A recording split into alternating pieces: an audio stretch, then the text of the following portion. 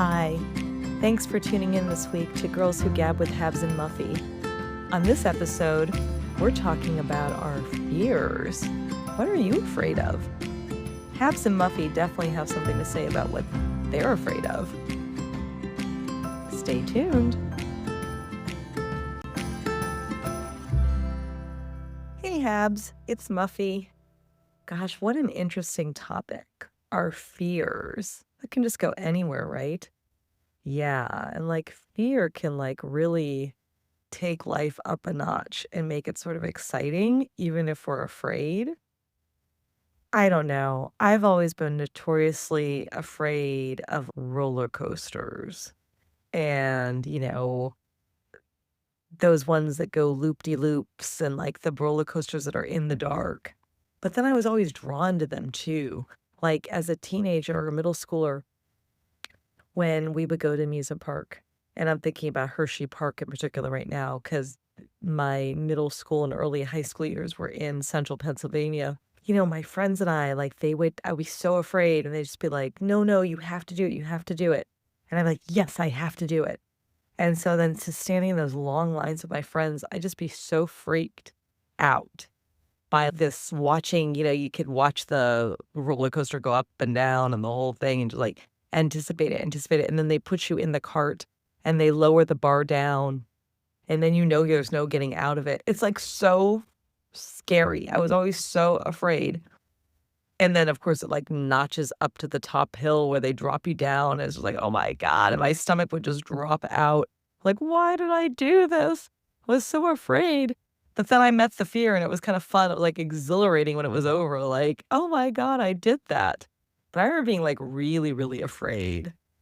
And as I got older and when I got married, Kay and I lived on the Gold Coast in Australia, and that's sort of the playground of Australia. They have all their amusement parks. So we went to one, I don't know if it was Universal or one of these ones they had there. And there was a Scooby-Doo ride, and it was inside, and it was in the dark. And I was like, "RK, you have to take me. You have to take me. You have to take me." And he was not a rides guy, let's just say that. I don't think he ever really even rode rides when he was a teenager because he went to boarding school. And I don't think when he grew up in Malaysia, they had many. So he was kind of game for it. He's like, okay. But he sort of has a bad back. And, this ride was it wasn't the scariest one, but it was jerky and it was in the dark. And it went backwards. And I was ripping onto him for dear life. And he's like, why? He goes, if you're so afraid of this, why are we in here? And I'm like, I don't know. I just have to be exhilarated. Poor guy. He was totally traumatized by this Scooby-Doo ride. He's like, never again after we got out of it. Cause it wasn't just the ride itself, but I was gripping him so hard. And I always do that when I go on those rides. I'm just so afraid. I just grip and the way this was there, what you weren't in your own little compartment. We were together. So I could just hang on to him, dig my nails in. I don't think he really appreciated it that much. But I'm always getting him into these kinds of scrapes. Years later, we were living in Seattle and it was Halloween time. And I'm like, oh, I heard about this haunted house that a radio station was doing. And I'm like, okay, let's go to a haunted house. Again, where he grew up in Australia and Malaysia, Halloween is not a big deal at all. So he was like, okay, I'm game to go to a haunted house. He had no idea. Mind you, when I was a kid, where I grew up in Ohio, there were some really, really scary haunted houses. And back in the 70s, they didn't have all the restrictions they have today where you can't touch people or use machines and things like this. I mean, it was really scary. And I remember my father would be taking my older brother, and who's older to me by 4 years, and they'd be like, come on, you can come too. And I'd be like, because I wanted to be with them. And then I'd be standing in that line with them, and I was freaked out. Because, I remember this one that was called the Haunted Schoolhouse. It was so, so scary. That's back in the day, right? When it was just there was just no being politically correct and not touch. These things would jump out and jump on you. Be like, oh my God, I was a little girl. So they did that. I peed my pants. I'm serious. I was so, so scared, but I wanted to go and do it. I want to go, but then I'm so freaked out by it and scared It's, like, horribly, like, terrorizing of me, and then I'm, like, all relieved afterwards. It's a weird phenomenon. So back to RK and we went down. This haunted house opened at, like, maybe 5 PM or 5:30. That's, it's getting dark, right? The days are much shorter. Like, we were the first ones in line because most people probably don't go to, like, 8 or 9, 10 o'clock or something when it's really dark. Maybe they've had some alcohol on board. We were the first ones, so they were like, "Ooh," and we were like, I don't know, maybe late 30s, early 40s. So they're like, "We're gonna freaking, like, do something to these people." He had never been in one. This thing was so scary. I think even though it was, like, modern day, I think they did touch us, and then, like, I was grasping onto RK so badly. He was like, "Oh my god, get off me." He's like and then at the end, they were chasing us out with a chainsaw, and RK was like, "They definitely have gas in it. It's real." And I thought it was too. It didn't feel like it was just some fake thing. Oh my god, I was so freaked out. He's like, "Again, never again will I go to the Cube at 93 radio haunted house." It was so freaky. So I don't know why I'm drawn to these things, and I wanna be I'm deathly afraid. Haunted houses, roller coasters, these in the dark rides, but then I wanna do them too, and then I'm just, like, so terrorized during it, and then I'm like, "Woo, I did it." And our kid's like, "Yeah, woo, you did it." And I'm like and he's totally, like, shredded, right? It's kinda funny. So we don't really do that much anymore at all. I know that you and I went to Coney Island last, summer with Jay, and you got us on one of those not big roller coasters, but small, and I almost lost my glasses, and being in the 50s, it's a whole different thing with the body. I think I was just like, "Yep, no." I don't have the excitement to do it, and then afterwards, I don't feel relief, I feel pain. So I think age has, cured me of putting myself through this again and again and again. So, anyway, the other, like, thing, 'kay, like, I have a fear of is, I don't know why this is, but I'm always afraid that my car is not gonna be able to brake, particularly on a highway, like, you're going, like, high speed and, like, you need to brake, and it can't brake, and you just keep going and going, or you go through a stop sign, or you do something you're totally out of control, and you're bound to hit somebody or hit another car, and there's nothing you can do because the brakes are not working, and you're pumping the brakes and doing everything, swerving, like, I don't know what that goes back to. I have that in my dreams, but I also have that as a real fear in life. Like, when I'm driving, I'll, like, just test the brake to make sure it works. I don't know where that comes from, but I think it's because I live my life sort of fast, like, and I have a hard time slowing down. So, like, it's kinda like not braking, right? And then what will you run into? What will you get in trouble with, right? What will you ram into or run over in life when you can't put the brakes on? I'm a little bit and actually, you're helping me, Habs, get a little bit better about putting brakes on and not going so full steam ahead, which is helpful. So I've had that dream actually less and less, but, like, it's one of those ones that will haunt me, like, just I don't know, like, I know I'm anxious or I am feeling off when that comes to me in my dreams, but it's always been with me, that idea of just I don't know, just, like, I can't break. It's so scary. It's so super, super scary. I'll say that much. Yeah, I mean, it's interesting about fear. There's a lot of things I'm also afraid of. When I lived and I mean, outside of that dream and the haunted houses and roller coasters, I'm afraid of, like, things that can kill you. And, like, when I moved to Australia, there are so many things in Australia that can kill you. Snakes, spiders, crocodiles, boxfish, jellyfish. Like, I would never swim in the ocean in Australia. I mean, it's beautiful water. I'm sure it's very warm, but they have these boxfish, jellyfish, and if they sting you, I mean, you can go get to the hospital and get the antidote. But oh my god, it's, like, super, super scary.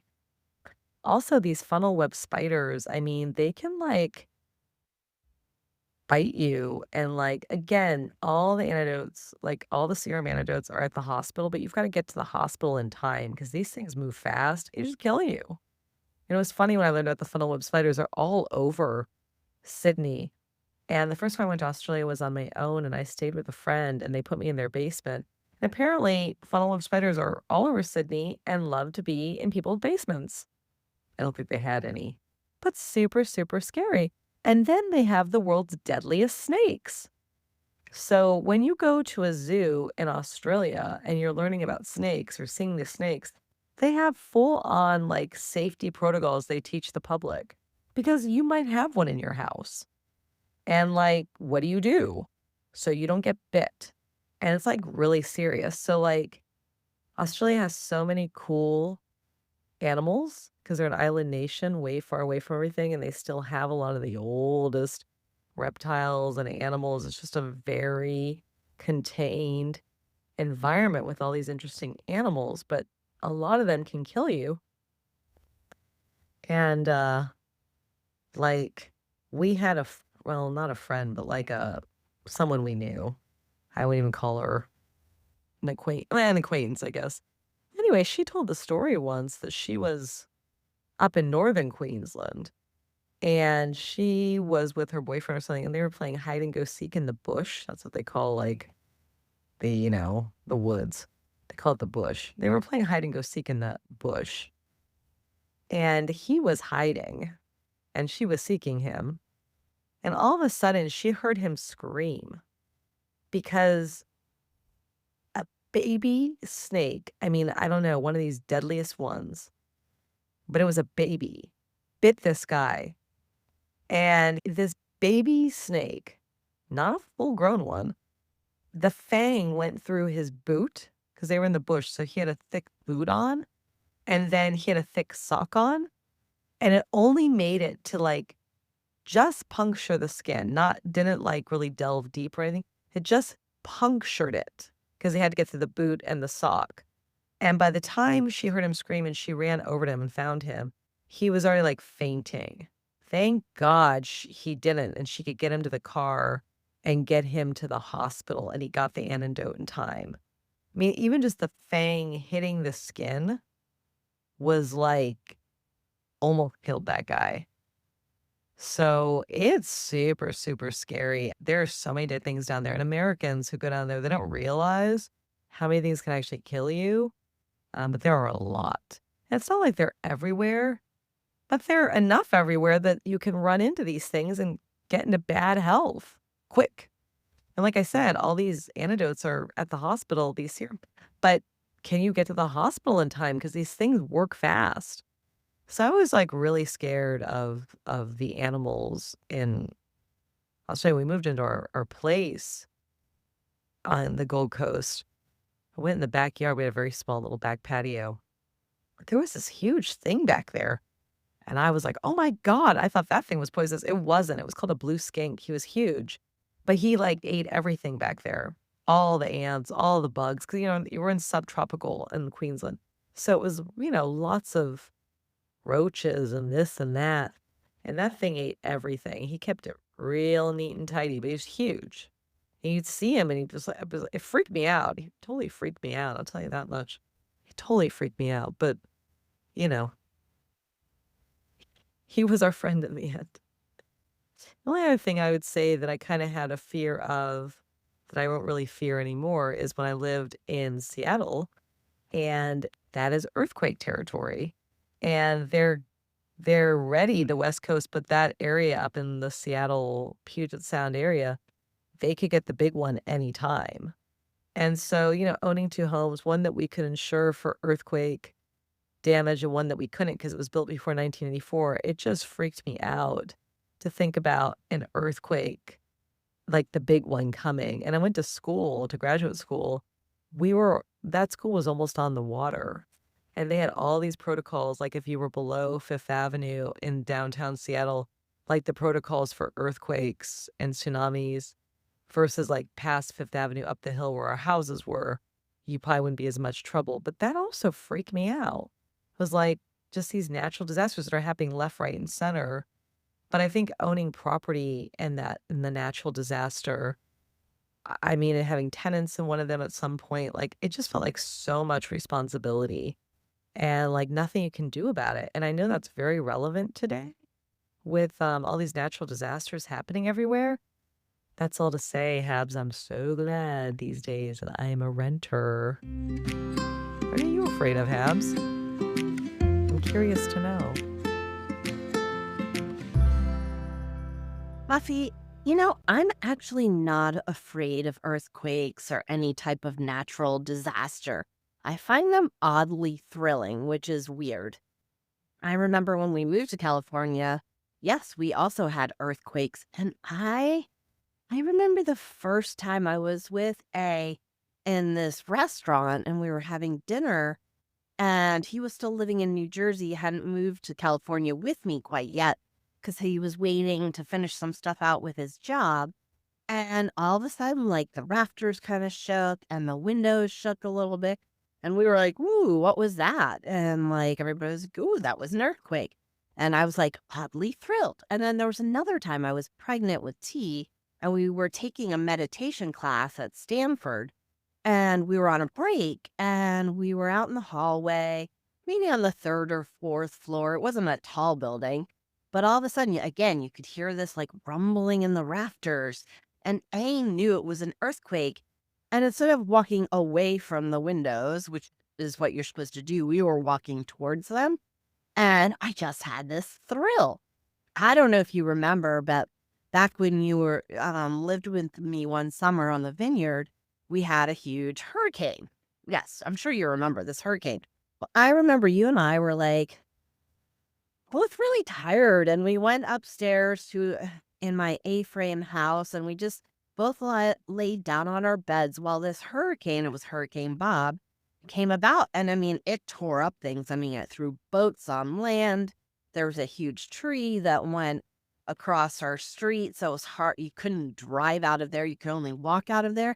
But the house was gently swaying with the hurricane force winds, and we just took a nap. So, no, I mean, when I reflect on the things that I am afraid of or my fears, they're ridiculous things. They're not like I don't feel like I've lived a very cautionary life. I mean, I think I've taken risks. I've done some, crazy things as a single female or, I've done a lot that I think a lot of women haven't done. No, I do I think there are more adventurous women than me out there? Absolutely. But so when I'm gonna talk about my fears or share my fears with you right now, like just take them a little bit with a grain of salt because they really are kind of ridiculous. For example, I am afraid of a tree falling on me. Now, my friend M says it's not a ridiculous fear, that it has happened and it could happen. Now, where I live, there's a lot of trees, like a lot of trees. I certainly don't live in the desert. Tall trees, old trees. And we're always having windstorms and having trees. I mean, in our backyard alone, we've had like probably 8 trees taken down, or, a couple of them have partially fallen down, and then we've had to get them removed. But I am afraid of a tree falling on me, not because of the weather or because we have a lot of trees and where I live, but because I read this book called What Alice Forgot, which is by the author Leanne Mority. I'm not pronouncing it correctly. But in this novel, a woman wakes up from a coma. Her name is Alice, and she's forgotten um, a major thing that happened, which was a friend of hers. She saw a friend of hers get killed by a tree falling on her car. And this woman was in front of Alice. So then it goes like, Alice has to remember her whole life. But, anyways, like the end is like, oh, this tree fell on my friend and killed her. And we witnessed it. That's why I'm afraid of trees falling on me and killing me. I know, ridiculous. Here's another one. I am afraid that if I'm home alone and I leave the door unlocked, that somebody's going to come in and murder me, kill me. A criminal, what have you, not just to steal stuff, but come in and murder me. Don't know why. So I feel safer having it locked. It irritates A so much. because he'll like go out and then come back and be like, "Why'd you lock the door?" Meanwhile, anybody could break into our home. I mean, I don't mean that to like invite people, but A, we have nothing to steal. We really don't. B, like we just have so many windows. Our house is old.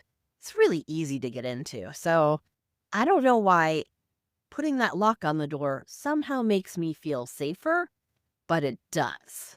I mean, isn't that ridiculous? I know. Yeah, I do have a fear of roller coasters as well.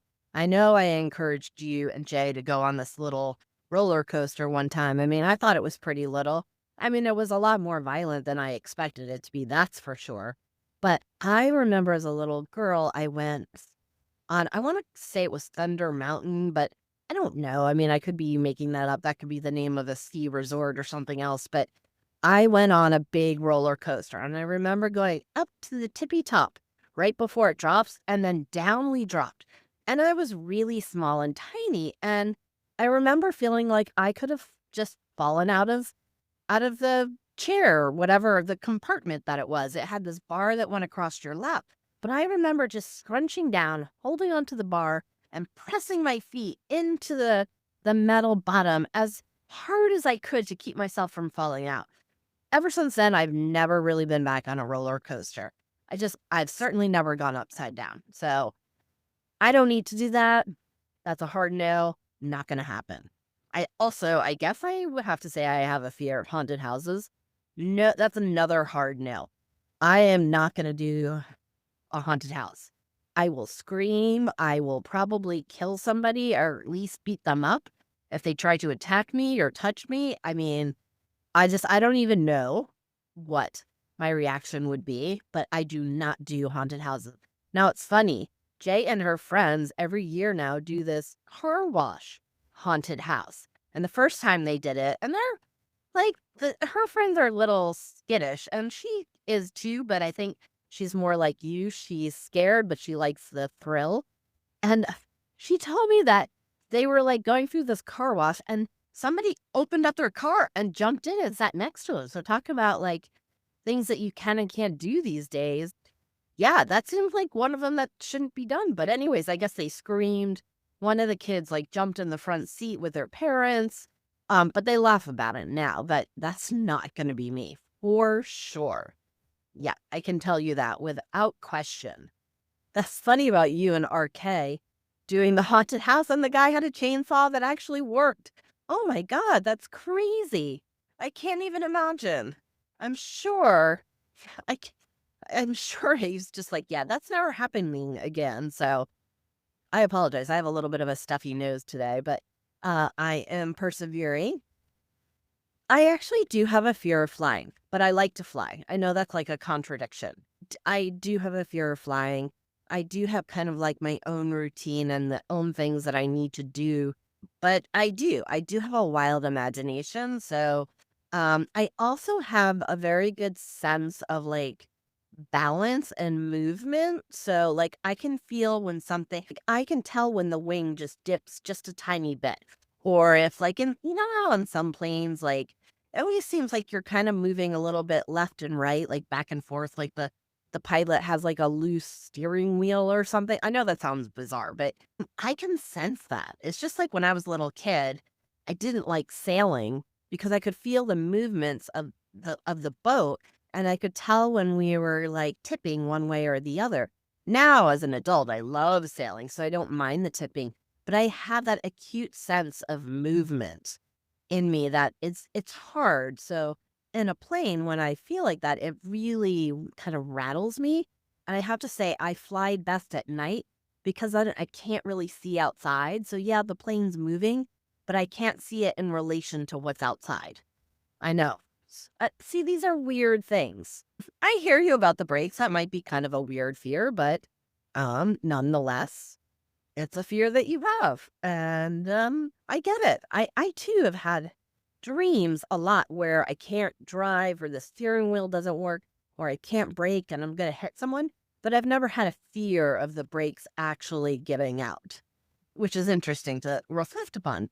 I have a fear of chickens. I know that sounds silly, but When we first moved to the town we live in now, I remember we were renting and T and I were walking down the street and these chickens and a rooster, I guess they had gotten loose from the backyard of some homeowner. And I'm like, what is going on? Where do we leave?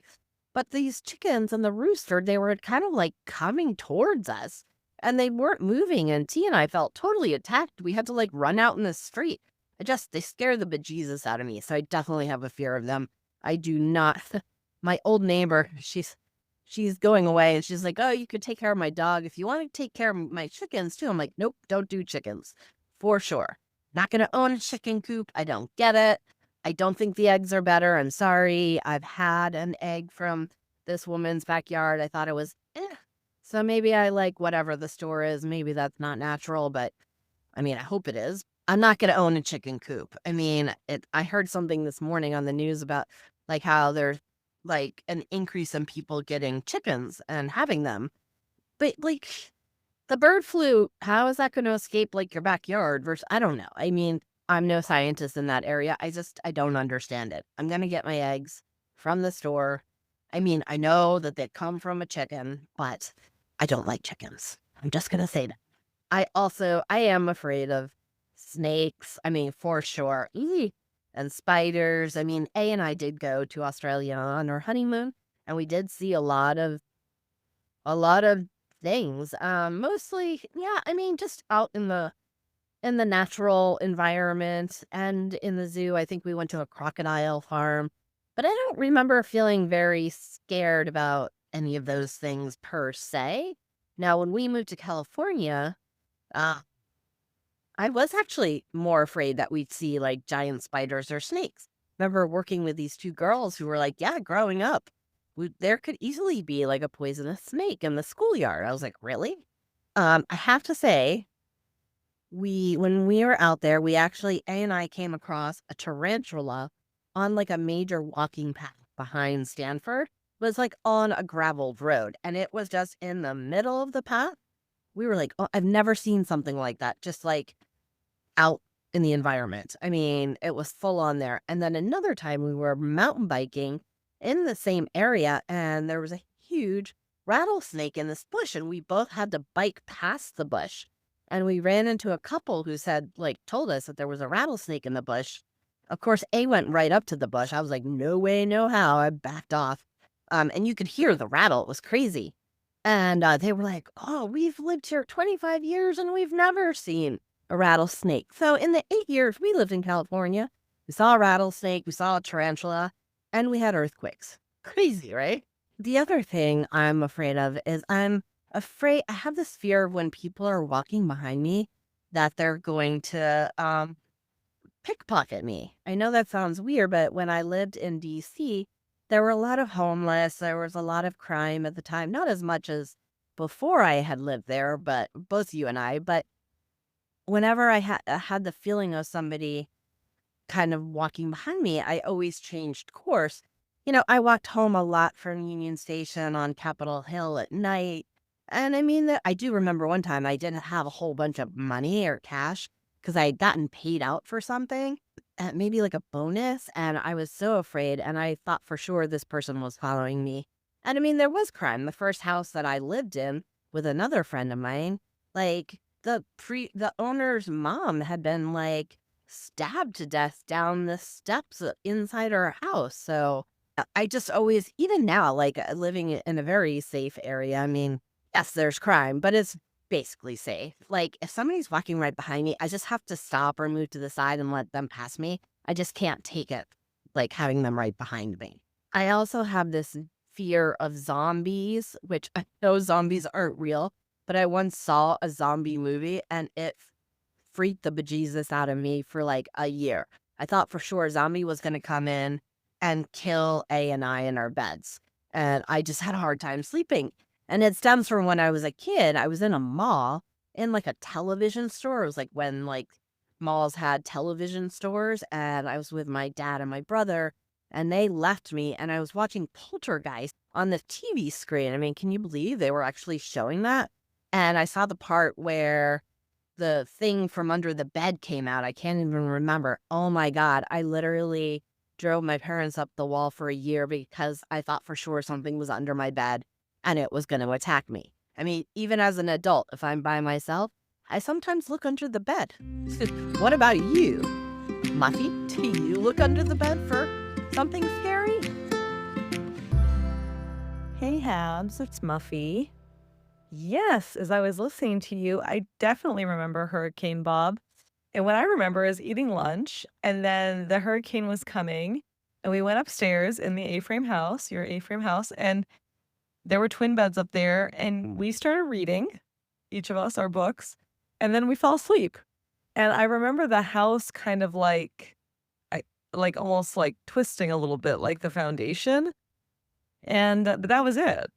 But it was, like, massive damage, and I remember Edgartown, where your house was, I think was out of power the longest, and I remember showering at somebody's house, I think in Vineyard Haven or somewhere, because there was no electricity for, like, a week, 7 days. I remember everything was barbecued and, like, it was cold showers outdoors, and, it was kinda crazy because during it, it didn't feel like much, but then the aftermath was, like, horrific.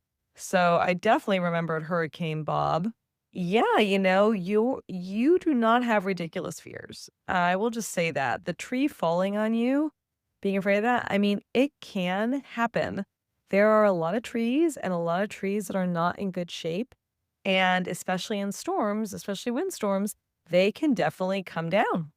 And that actually, in fact, happened to us in Seattle at our treehouse. We called it the treehouse because there were so many trees, and there was one huge one. We had 2 huge ones on the median between the sidewalk and the street. They had just grown really, really fast and really big, and I had a tree doctor in and was maintaining them. And then in August of one of the years, there was a freak windstorm that came out, and we heard this horrible crack, like a sudden, like, crack or something, and we ran out. And one of those trees had split in half and had fallen into the intersection. Luckily, there were no cars in the intersection, there were no people in the intersection. It just kinda laid flat across this, like, four-stop intersection. And, of course, we got people in to get it cleaned up and everything, but, like, we had been maintaining those trees, and it still happened. Obviously, the guy wasn't very good who maintained it, but I don't think that is a ridiculous fear at all. It can be very scary. Your fear about leaving the door unlocked and someone's gonna come in and murder you, where I lived on Capitol Hill, that truly could happen. You could never leave your doors unlocked. You had to be so, so careful because people would just come in and kill you or steal everything. You always had to have the garage door down, you had to have your car doors locked. That was a very real threat. So, I know where you live on your cul-de-sac, it's like, oh, it's one of those neighborhoods where, yeah, you could feel safe, but actually, I don't know if anyone's really that safe. Those sorts of places can really get targeted. I don't know for murder, but definitely for, stealing, robbery. Yeah, things can be freaky. I feel like those fears are sort of, I'm glad you lock your doors. You have to be careful. The snakes I was gonna say, you're talking about the roller coaster, and I was really afraid of snakes on a roller coaster because I had seen a story. We were both talking about snakes and stuff. I had seen and roller coasters. I had seen a story one time a long time ago where a guy was put in the last cart of the roller coaster. He was single. He was just sitting there. And I think they added that cart because there was, like, so many people in line for this ride. So he was on this extra cart, and they were going up the first hill, and there were snakes in that cart. And by the time the ride was over, he was dead. That had always freaked me out that there'd be snakes on a roller coaster and that they would attack you on, like, a ride like that. You're already freaked out on a ride like that, and then these snakes are killing you. So, that's like a combined fear, right, of snakes and roller coasters, but you are a very small person. I can imagine that was super, super scary, that roller coaster being so small, and, yeah, I know the bar that comes down and everything, but, yeah, you could easily slipped out, so I get that. Yeah, I mean, I don't have a fear of chickens, but I don't like eggs.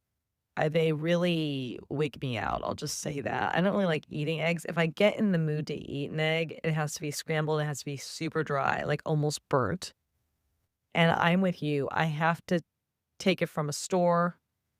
I would never have chickens. I don't even understand. I guess these eggs are not fertilized.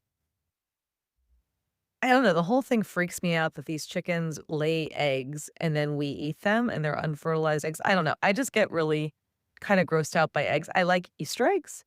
Remember how I used to always color the Easter eggs in college and then give you the hard-boiled eggs to eat because I couldn't eat them? Now I like hard-boiled eggs. I will have them with some salt, with some sea salt. I like them. But like I said, I can eat a hard-boiled egg and at Easter, and I can eat a scrambled egg on occasion that I make that's burnt. But really the whole idea of eggs is just freaks me out actually. And I also agree. Yeah, you have taken risks. I have too. And I'm not that afraid of kind of roaming around and like trying things. I remember when I was in DC and I was gonna go on my first international trip alone and I decided to go to the Dominican Republic, and I was dating a guy who had done Peace Corps there, and when he found out I was gonna go to the Dominican Republic as a single female, he was just like, "You cannot do that, it's so super scary." I remember he actually sent me a package in the mail before I left with, like, pepper spray and trail mix and some pocket knife or something. I mean, and I did take it all with me, and he was absolutely right. It was super, super scary place, super hard for a single woman to be traveling in. Yeah, I mean, it I'll just say that I flew down to on American Airlines, and I was supposed to be going to the north area, and instead they took us to the south, Santo Domingo, and I forget where we were supposed to be going into the north, and, American Airlines abandoned us on New Year's Eve, December 31st. They had maintenance issues with their plane, and they just said, "Find your own way north." Well, it's like 9 o'clock at night on New Year's Eve. Find your way north in Dominican Republic. That meant you had to go over the Dominican Alps. And the flight crew was like, "We're barred from doing that. The airline will not let us because it's too dangerous." Well, anyway, I got together with some other passengers. Oh, it was horrific because it was New Year's Eve night. And we hired a cab guy and he drove us up north. It was like a 6-hour trip through the Dominican Alps. They really are Alps. And I remember at one point, we stopped to get gas or something, and these kids stared in at us, and they had machetes and, like, an Uzi. They're like, "Who are you?" This and that, and I'm just like, "Oh my god." Like, you could easily get killed. That was just crazy. I mean, I was just like, "This is so outlandishly crazy." I had no idea. I mean, ignorance is bliss, right? You go out in the world, you don't know what you're doing, and you find yourself in these streets. I was also in India on my own, traipsing around everywhere, and I was up in the Darjeeling area at the foothills of Everest and that mountain range, and, when it gets to be dark there, I was in there in wintertime, maybe January or something, it's, like, dark. At least back then, there were no, like, street lights. So I'm just, like, walking down the hill, you're not really no one's out. I'm just walking down the hill, and I walk right into, like, this hole, like, just straight in. And I was like and I landed because I wasn't scared, I didn't see it coming, I just, like, took the next step, and then I fell through this hole, and I landed on my feet, and it wasn't too deep, so I was able to get out, and I ran back. I didn't have a flashlight, but it was pitch black. I ran back to the hotel, and they were like, "You shouldn't be out. What were you doing?" And I'm like, "I don't know." Super scary, right? Like, risky. I could have broken a leg, anything could have happened to me. But it didn't, but I think that builds up our confidence and resilience against the things we might be afraid of when we just go out there and do it, and I think it's great for women to travel on their own and take some risks, and hopefully those risks pay off. They did for me, and I hope when you're thinking back on your risky things that you did as a young woman, I think they did, but I hope they paid off for you too, because then things we might be afraid of become things that we kinda conquer. And that's a great thing for women, especially young women. Yes, Muffy, you do recall correctly about Hurricane Bob and the house just swaying and putting us to sleep. I mean, the storm itself was really destructive. Yeah, we didn't have power for a week, and I refused to take a cold shower. Yes, we also did. Remember, I was dating that guy, John, from the t shirt shop that we both worked at? Oh my God, that didn't end well, but thank God. No offense, but yeah. But he was living in a different town, and his aunt lived next to the hospital, so they had power. So, oh my gosh, I remember we went and took a shower at his aunt's house, and yeah, I remember I got in the shower, and for a minute, the power went off, and I was like, "No!" And then it came back on, and it was fine, but I remember my mom having to cook all of our meals over the grill, like, and it wasn't an electric grill, it was, like, one with, like, the coals, like a real grill. That was a crazy week, and remember, like, we were working at the T-shirt shop, and we literally had to take a candle back with a customer if they wanted to try on a T-shirt or a sweatshirt, and we had to put the candle on in the dressing room with our arms so that they could see. It was a crazy time. That was fun. It was definitely an adventure. I mean, a week of it was definitely enough. Yeah, I hear you about Seattle and locking the doors. And yeah, I agree. I mean, crime can happen anywhere, especially in more of a sleepy town like Princeton.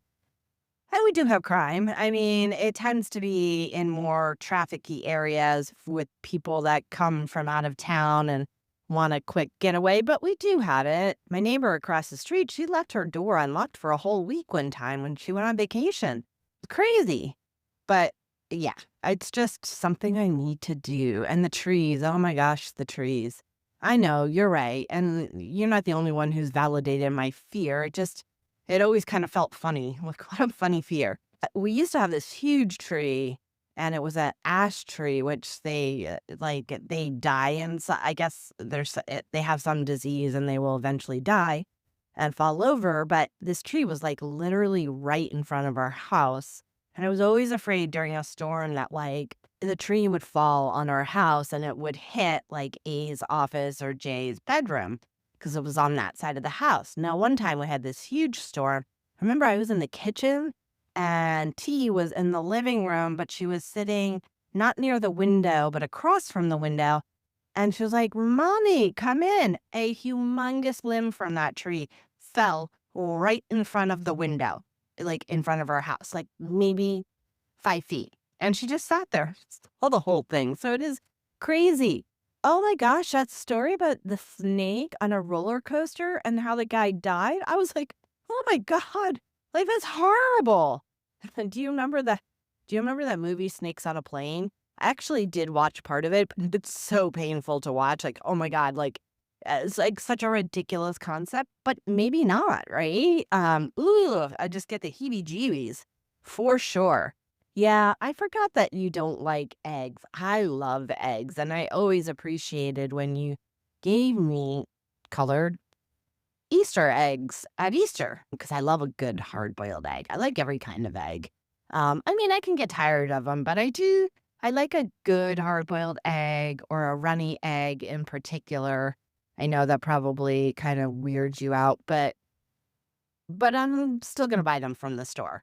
And you can buy organic eggs at the store. They don't have to be eggs that are fertilized or in a fertilized environment per se. I just have to say that, but yeah, I love eggs. Sorry, Muffy. Oh, I did not remember the story about you going to the Dominican Republic and, all of your adventures. And so it was fun to hear them.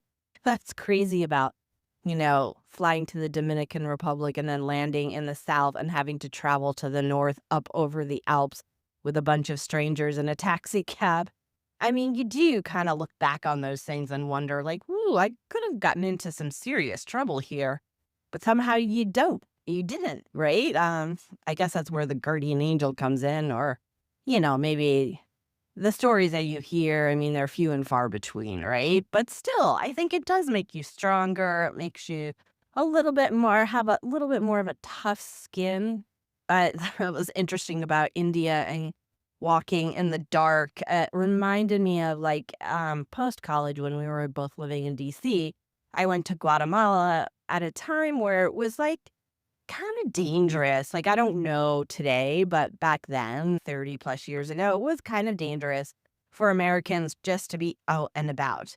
And I went for work and I went to visit all these electric cooperatives because I was a lobbyist for foreign aid work in various sectors, including electricity. And my boss wanted me to get a sense of what the electricity co op was all about because I was writing a grant for it. So, and I actually went twice, but I stayed in this hotel. I had two totally different experiences, but the the first time I went, like they took, the people on the co-op, the our kind of business partners over there, if you will, they drove me out to visit these electric co-ops, and it got really late, and so we drove back in the dark, and that was a big no-no. You weren't supposed to be out at night because somebody could do a car heist. And so I remember getting back there and like, yeah, we probably shouldn't have done this. And my boss was like, yeah, you really shouldn't be out at night. I mean, thankfully everything was fine, but it could have been differently. I went to a lot of I went to El Salvador, and that was when the war had been over, but it was not long after, and I stayed with, like, a business friend, at his residence, and I remember it was the first time I ever drove in a Hummer, and I was like, "Oh, this is so cool," but, I mean, it was kind of like a little bit of a scary place even though the war was gone, and I went to Nicaragua as well, which is maybe it's dangerous, but it's just such a poor country, or it was at least when I was there. And finally, I went to Africa, and yes, I went with a group of other students, peers, and teachers, and our professor, and they had important contacts over there. But still, I remember we were there and we were leaving. I don't know if it was before or after. Could have been after, like, they were gonna have a really important election, and so I think it was right before we left, because the last couple of nights, they were like, "Let's, just stay in your hotels, don't go out, and don't, gamble," or, there were things like that that we could do. Traveling as I don't know, 20-year-old, um to Africa? I mean, that seemed, like, really far away. I'd never been that far away. It was a couple of flights, really long flights. I remember the flight from Belgium to Kenya was the worst flight I've ever been on. I mean, it was so bumpy and so crazy. It's just we had really bad weather. I just remember being so delirious because I was so freaked out. I was sitting between two of my classmates and just holding their hands, and one of the classmates, her father was a pilot, so she was like, "Whatever." I slept the whole time.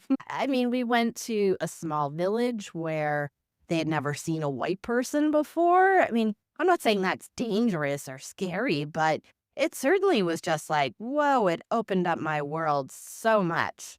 So, yeah, I kind of agree. I think these fears and things that we have, I think for me at least, I am a little bit more resilient because I've had all these other experiences and things don't phase me so much. And I think that's why I kind of find them to be funny fears because I think about all the situations I have been in and then I'm afraid of a tree falling on me, like versus being like absconded in, somewhere in Africa. I mean, I certainly had situations or yeah, it's just I don't know. I think about all the stories on the news about how, somebody college student goes missing on spring break. I mean, I did some kind of risky things when I went on spring break to Jamaica. So I'll leave you at that. A nice little teaser. Just as a last minute, I just want to say I love your airplane story about it being like this horrific kind of experience at the end of many long flights.